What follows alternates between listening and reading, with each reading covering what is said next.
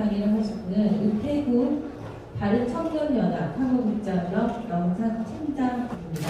강의의 제목으로 우파 콘텐츠의 미래입니다. 저는 바른청년연합 사무국장이자 영상팀장으로 활동하고 있는 우태구 청년이라고 합니다. 오늘 제가 얘기할 주제는 우파 콘텐츠의 미래라는 제목으로 발언을 준비했습니다.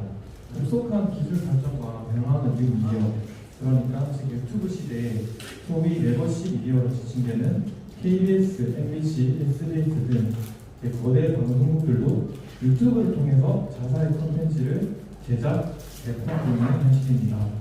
그렇다면 우리 우파 진영에서도 이처럼 뉴 미디어 시대에 적응하고 청중에게 효과적으로 다가갈 수 있는 혁신적인 방법을 찾는 것 또한 필수이겠습니다. 그래서 저는 빠르게 변화하는 콘텐츠 시장에 도움이 될 수 있는 우파 콘텐츠 개발을 위한 몇 가지 방법론을 간략하게 설명해 볼까 합니다. 첫 번째로 타깃 대중 이야기입니다. 먼저 영향력 있는 우파 콘텐츠를 만들기 위해서는 우리의 타깃 소비자를 이해하는 것이 중요합니다. 우파의 가치와 원칙은 전 국민의 60% 정도가 우파적 가치에 동감하고 있기 때문에 우리는 그들의 연령 분포도와 관심사 그리고 선호도를 염두에 두어야 합니다. 그에 맞는 철저한 데이터 분석을 활용해서 우파 청중의 요구를 먼저 식별할 수 있어야 하겠습니다. 두 번째로 우파 콘텐츠의 미래는 새로운 기술과 방식을 수용하고 활용하는 데 있습니다. 소셜 미디어 플랫폼, 즉 SNS와 뉴 미디어 시장에서 우파적 목소리를 주창하기 위해서는 대중과 효과적으로 소통하기 위해 새로운 방식을 활용해야 합니다. 대표적으로 요즘 실리콘밸리의 빅테크 기업들이 서로 자사 플랫폼에 소비자들이 더 머물게 하기 위해서 경쟁하고 있는 1분 미만의 짧은 쇼폼 콘텐츠 시장이 있으며 우파 콘텐츠 제작자도 이 같은 접근 방식을 발빠르게 채택함으로써 젊은 세대에게 다가가고 우파적 메시지를 보다 효과적으로 더 많은 사람들에게 확장할 수 있습니다. 세 번째로는 우파적 가치를 사람들과 연결하는 가장 강력한 방법 중 하나인데요. 바로 진정성 있는 스토리텔링을 통해서입니다. 우리 우파들은 개인의 자유, 개인의 책임, 제한된 정보에 대해 공유할 수 있는 설득력 있는 이야기를 많이 가지고 있습니다. 이 이야기들을 우리의 콘텐츠의 여건으로서 그것을 감정적으로도 공유하고 설득력 있게 만들 수 있으며 대중과의 더 깊은 유대감을 촉진할 수 있습니다. 네 번째로 협력과 파트너십입니다. 협력과 파트너십은 우파 콘텐츠 개발, 즉 미래에 또한 게임 체인저가 될 수 있습니다. 같은 생각을 가진 개인 혹은 조직, 영향력 있는 사람들과 힘을 합치면 우리는 우파적 메시지를 증폭시키고 더 많은 대중에게 다가갈 수 있습니다. 우파 시민사회의 인프라 구축은 우파 콘텐츠의 영향을 강화하는 데 분명 도움이 될 것입니다. 다섯 번째로 앞서 말씀드린 전형적인 미디어, 즉 소위 레거시 미디어에 지칭되는 KBS, MBC, SBS 등의 언론 매체는 지난 수십 년 동안 TV 속 미디어 시장을 지배해 왔습니다. 그러나 몇 년 사이 유튜브와 같은 뉴 미디어 플랫폼의 구상은 정보가 전파되는 방식에 혁명을 일으켰습니다. 그래서 우리 우파들도 팟캐스트, 온라인 출판물 및 유튜브 촬영과 같은 온라인 중심의 뉴 미디어 시장에 적극적으로 뛰어들어 콘텐츠 배포를 다양화하고 그에 맞는 타깃 소비자들을 연결해야 합니다. 여섯 번째, 우파 콘텐츠 시장을 이끌어가고 지속 가능한 시장성을 위해 고품질 콘텐츠 생산에 투자해야 합니다. 우리가 유통하는 영상의 전문적인 제작 가치는 대중에게 신뢰성을 높이고 더 많은 시청자를 끌어들일 수 있습니다.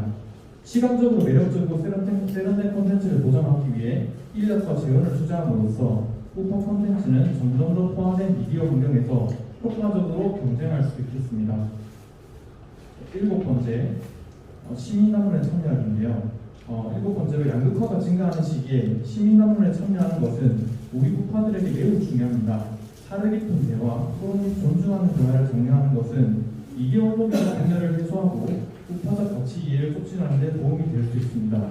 다양한 관점을 위한 자유시민연합 세미나와 같은 강연, 토론, 심포지엄 등을 제공함으로써 우리는 우파적 아이디어에 힘을 보여주고 우리가 생각이 다른 사람들을 설득을 시킬 수 있습니다. 마지막 여덟 번째로 우파 콘텐츠의 미래는 결국 정리하자면 대중을 이해하고 새로운 기술과 방식을 수용하고 진정성 있는 스토리텔링을 활용하고 협업과 파트너십을 활성화하고 뉴미디어 플랫폼에 참여하고 고품질 제작에 투자하고 시민 남론을 촉진하는 데 있습니다. 이러한 방법을 활용함으로써 우리는 우파적 가치와 원칙을 대중들과 효과적으로 소통할 수 있습니다.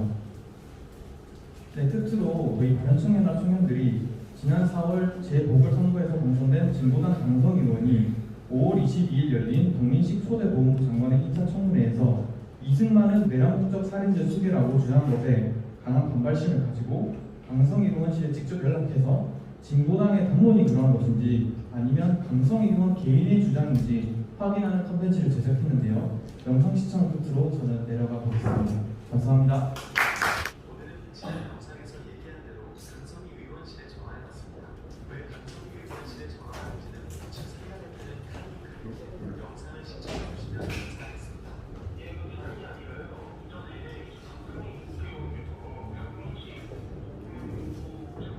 청문회 때 이승만 전 대통령이 이제 내란 목적 살인 수괴다라고 발언한 적이 있었는데 그것을 무슨 의도로 그런 이야기를 한 건지 아니면 이제 그걸 이야기한 이유가 무엇인지 궁금해가지고 한번 전화를 어디시죠?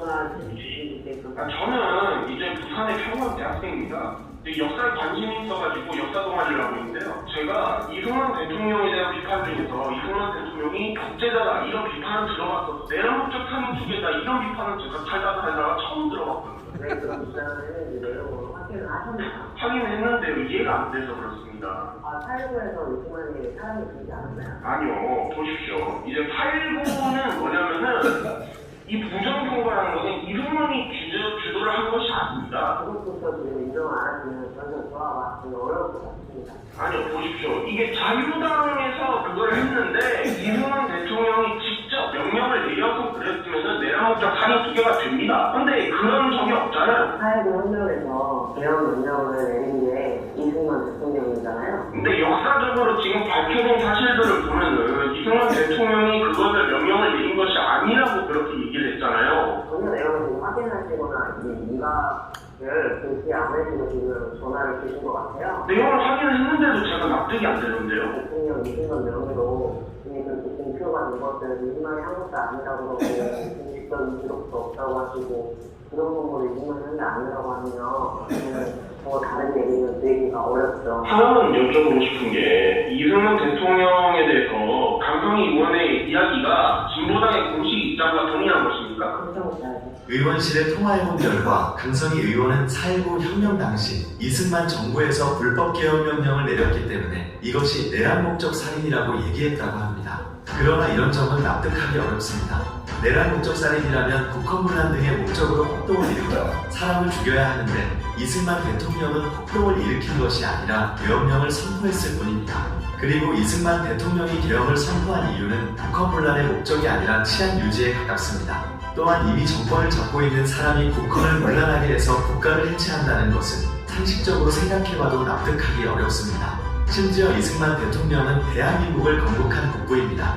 더불어 이승만 대통령이 내란을 목적으로 계엄령을 일으킨 것이라면 국가가 무너질 때까지 중심집권을 했으면 했지 자기 스스로 하야하는 일은 벌어지지 않았을 것입니다.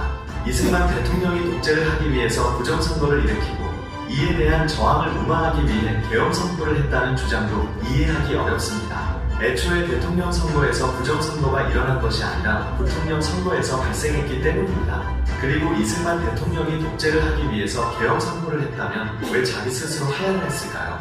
게다가 독재를 하기 위해서 계엄 선포를 했던 것이라면 하야하기 전 4.19 혁명 당시 부상을 입은 학생들을 직접 찾아가서 정말 장하다며 격려하는 일도 없었겠죠. 독재자라는 사람이 자기 스스로 정권을 포기하는 일이 과연 세계 역사상 존재했던가요? 그런데 이런 말도 안 되는 주장이 진보당의 공식 입장이라니요. 정말 제 두 귀를 의심하지 않을 수 없었습니다. 강성희 의원의 발언의 근거가 갈수록 궁금해지네요. 앞으로 더 파헤쳐보겠습니다. 영상 시청해주셔서 감사합니다. 여러분의 구독과 좋아요는 이승만 건국 대통령 명예회복을 위한 소중한 마음입니다.